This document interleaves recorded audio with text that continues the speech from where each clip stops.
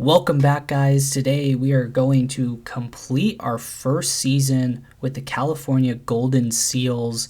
In this series, we are taking extinct slash defunct dead teams, however you want to call it, bringing them back into the NHL as the 33rd team and winning them Stanley Cups. This is the first season, episode 2. Right now, we're up 1-0 in round 1 against the Vancouver Canucks. A thriller game in the first game that we had where we were up 2-0, then we were tied at 2 with, I think it was about 30 seconds left, and we score to get the game-winning goal and then obviously an empty net. We're going to fast forward to game 2 through 4, see how the series is panning out. Hopefully we are winning. Hopefully we're sweeping them, whatever, get it done with.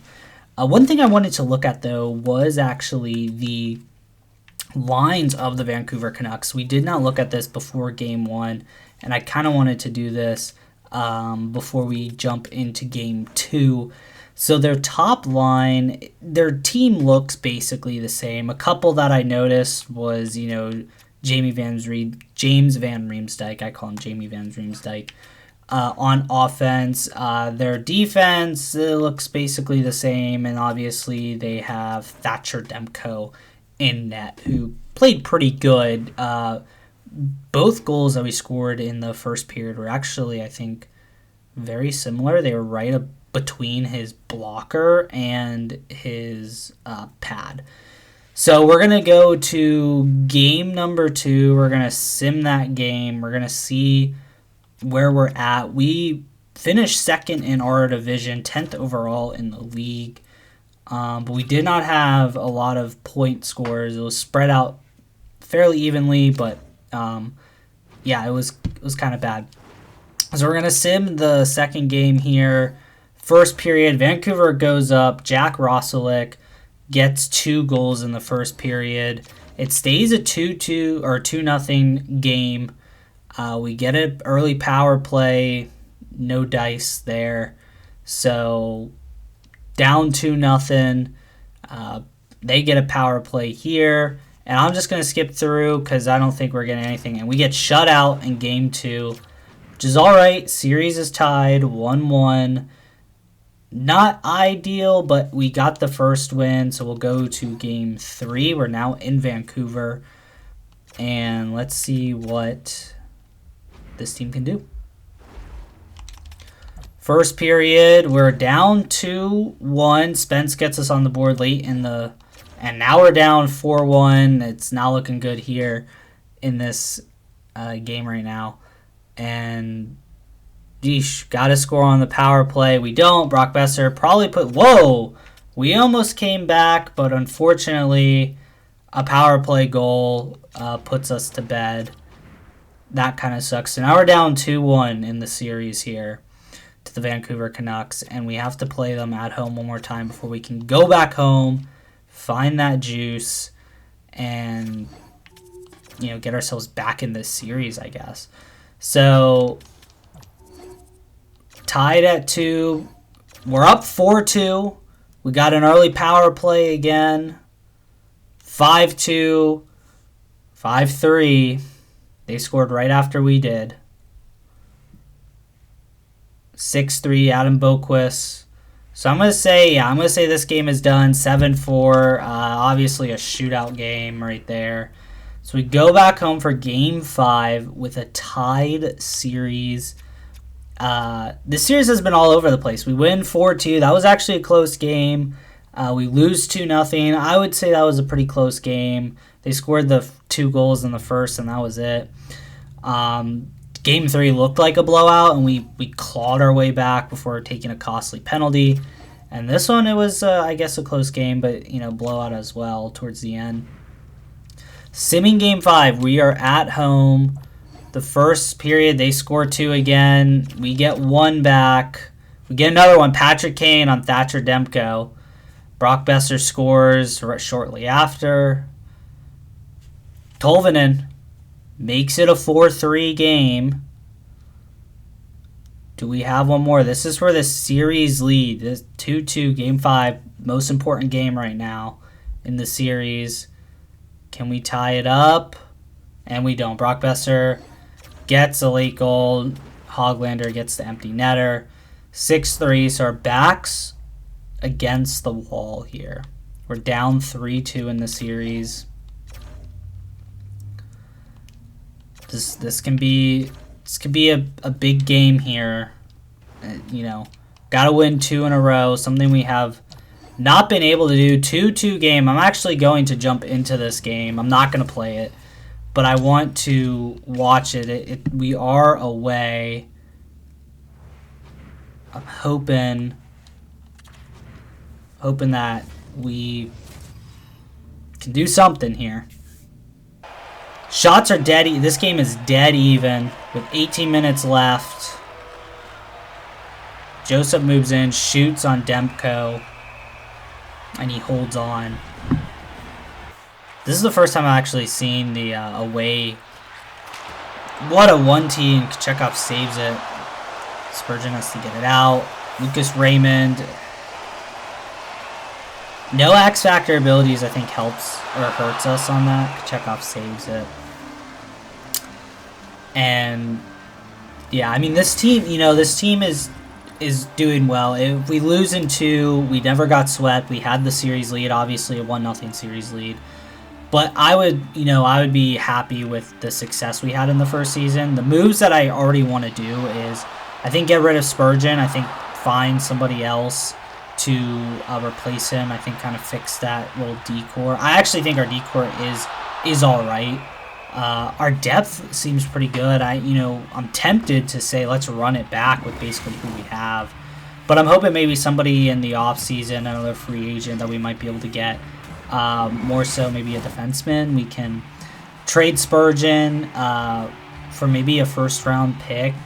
Get a decent draft pick in the draft. Although again, the scouts said that it was a fairly weak class, so I'm not. Whoa, off the post right there, and they score. Well, we got stuck in our zone, and the Canucks are up 3-2. Elias Pettersson, 3rd goal against us this series.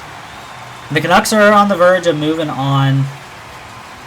But yeah, Spurgeon could be somebody to go. Even Keandre Miller, I wouldn't be opposed to maybe moving on from, because he is a +3 on that line, which is good, but yeah, so it looks like we took a timeout. Coach took a timeout here, and kind of looks like Joe Biden. Points right there, you can just see none of our guys. I think we've contributed a lot throughout the lineup, but top line, I mean, Steven Stamkos, I think, got his first goal in the last game. I'm looking for our top guys to score. Lucas Raymond, again. I'm hoping that I can talk to him in the offseason, that he can work on stuff during the season and get that X Factor ability or any just superstar. He has none. He's an 89 and he has none, but he's an elite potential, medium potential, I think, at that. Forster got a takeaway, but lost it. 11 minutes left. We're down 3-2. Game 6 of the round 1 of the Stanley Cup Finals. We need a tying goal. We need to win this game to force a Game 7 back at home for a winner-take-all. Besser shoots and saves. It's a bad giveaway by Romanov. Roslovic shoots and Kochetkov scored. He did not score. Kochetkov makes the save. 6:11 left. We are down 3-2 in Game 6, round 1 of the Stanley Cup playoffs. Against the Vancouver Canucks, who we tied in points, but we had one more regular season win than them. So I would say the teams are fairly even. I got to be honest, I think their defense is better and their goaltending is better. Our offense, I think, is basically the same. I think we have a little more depth, but they do have better overall players on defense, offense, and goaltending. So Patrick Kane gets it, and Tolvin will now take it. 5 minutes left. He's going to look. Patrick Kane. 50 seconds left here. Potentially the final game of the season. Miller shoots, goes wide. Boquist looks at it, passes it to Miller. 40 seconds left. Miller tries to dump it out. Can't. Now to Stamkos. Empty net. Stamkos gets poke checked by Myers. Hughes will take it. Roslovic will look. Stamkos shoots. Oh, a floater. And that net is empty. Romanov looks. Heinen to Gensel. Gensel's gas. Gensel to Forster. Forster shoots. And Demko holds on with 14.6 seconds left. The season on the line.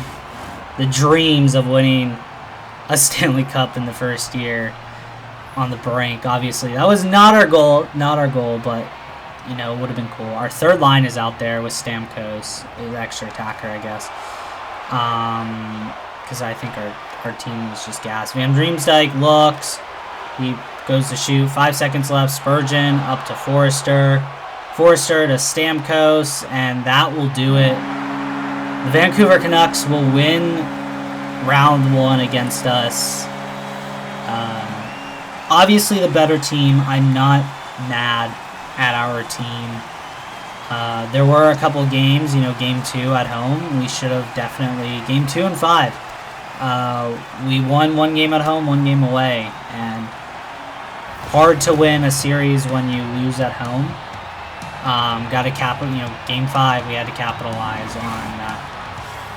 So some things we got to work on is, I guess, winning consecutive games in a row in a playoff series. We did not do that this round. There's a lot to work on, but a lot to look forward to. Unfortunate loss. Let's kind of look at some contracts that are going to be coming up. So you can see here we actually have a lot of contracts coming up, and this is really going to depend on, one, can we move Spurgeon, which I sort of want to. 2, do I keep Keandre Miller, or do I just ride with Romanov, Boquist, Haig, and then I have the one guy in the system who's at a 70, 78 still. I was hoping he'd bump up, but he's elite medium potential. We might put him in just to see. But let's see. Let's get the people that we want to sign. So the first one, Adam Boquist. We need this guy. He's asking for $5 million for 3. We're gonna negotiate, see maybe if we can talk him down to $5 million exactly. So contract, he wants 3 years. We're gonna give him a 3-year. Let's maybe negotiate this a little bit and take out 500. Okay, so he's actually willing to do that. That's nice. Romanov, let's see what he wants. $5 million for 2. 85 overall, 25. Or do we go with... They want about the same. So we'll think about that. Haig, what does he want? 4 for 1. He's 26. I say maybe we let him go. So Boquist accepted our offer, and Forster did. So that's good. That is really good. So we're going to just sim to the draft, see what we can do. I think we get rid of Spurgeon. I think he did all right for us, but I don't think it's too much of a big loss to this core. So see who wins the Stanley Cup. The Toronto Maple Leafs win the Stanley Cup. Rasmus Andersson has been put on the trade block. That is somebody we can trade for, but we're going to go for Jared Spurgeon, who's an 88 overall, 35. And this is what I will take right here. I don't want this one. I'll take this one. But maybe... So I'm going to try this one. I've tried a few so far. So a round 1 and then a round 2. 1 is in 2026, so not this draft right now, but the one next year, which I think will have a better draft class, and then a round 2, 2029. So they reject that one. I'm going to try... Okay, so this one I'm going to try a 2030 second round pick and a 2026 round 1. And they're pretty neutral on it. Maybe we throw in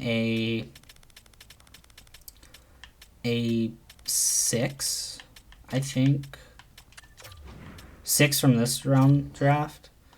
They accepted it. So Jared Spurgeon is gone. Our cap space is 13 million, which means we should be able to sign Miller and I believe, yeah, we're not re-signing Haig. We'll get Romanov. So let's trade Haig away. So I'm looking at this trade right now with the Montreal Canadiens, 2/3 in the next year's draft, which I'm going to try and use for potentially like I don't know. I'm gonna see maybe if they'll give us a 4th in this year instead, and they accepted it. So I probably could have gotten more. That's now 15 million off the books.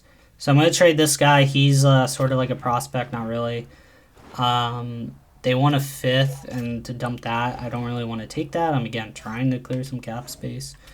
So we're just gonna ask for a 7th as well. We're gonna just take this instead. Might have been a bad trade, but get the 5th. We'll just use it this year. So we're gonna get rid of Sam Steele for hopefully a few more picks again to free up as much cap space as we can for our defensemen, and then we'll sign somebody. This is a perfect one. I'm gonna go through all the other ones. So a 2nd and a 3rd in 2026. Let's see if we can just get 2026 first. That might be possible. I don't even know if they actually have one. They do not. So maybe they have a 2027 first that they're willing to get rid of. We're going to see if maybe we can get like a 3rd 2026 in this as well. I highly doubt it. Let's just see if 1-for-1 goes in. They don't. So we're going to give them the 3rd we got. And boom. Tampa, we like Tampa. We give them people. They're not in our division. But yeah, so that's a lot of the trades we're going to make. So let's sim to our pick 53 that we have. Let's see what our scouts have been cooking. Ooh, so they want us to take one of these. Are there any gems of the draft? Ooh, bust. That's not good. So they want us to take these 2 guys. I like this guy. Let's see. 16 goals, 23 assists, a -2. He isn't that great defensively. They have the same amount of stats. Ooh, 11 goals, 25 assists.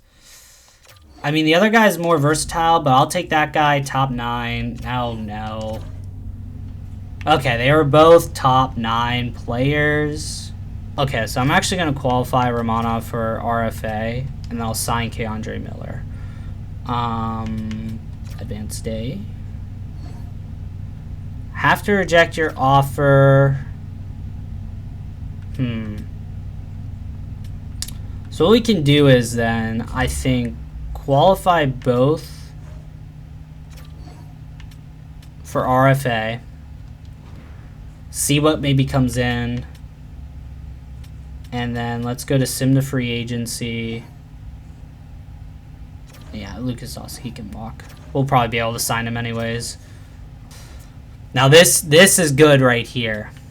We can get Montgomery, who's a vet. But I think we're going to try to get Gomez. Tocchet would be awesome too. He works with defensemen. Come here, and we're going to get Tocchet. He's the best coach here. We're just going to give him the bag. Offer head coach position to him. So Bo Byram is available, and he is asking for 7.275. Our cap space is $21 million. We can actually get some good. Looking at Sherganovich, he looks pretty good there at 27 overall. He's at an exact, so he's elite medium potential. I want to give him maybe 7.6 for 4. I think that would be... Let's start some negotiations here. Let's charm him. Maybe inquire. This might be a little risky. I can tell you I'm considering a 1-year deal per season for Buffalo. So let's talk about contracts then. We're prepared to give you 3 years.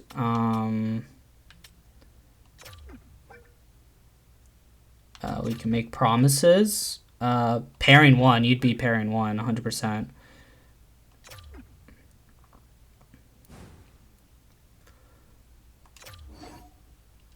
Oh, no. We don't have the appropriate draft picks in order to supply Buffalo. Oh, no. Okay, so I'm going to look at Sherganovich. Maybe we can get him for $6 million. 84, that's just to have some depth. I feel like we'll give him a 20-30. Okay, so now we'll go and sign him. I think this might work. I will... So he'll get back to us tonight. All right. That's fine. We're actually going to sign Kadri, which is entry-level contract. Thinking this person here. We'll bring Kevin Shattenkirk on as our extra defenseman.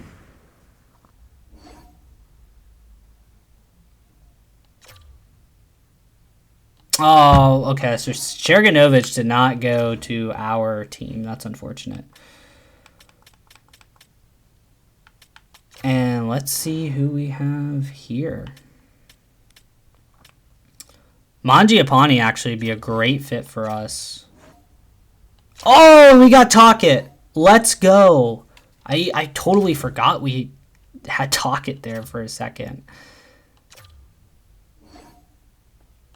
Mangiapane, welcome to the squad. And one final thing before we forget. We have $3 million. Jake Ottinger is on the trade block. Okay, so now the goal is... What an insane trade we just did. A trade that could either kill us or... oh, man. Oh, man, how much is he asking for? He wants $7 million. Yep.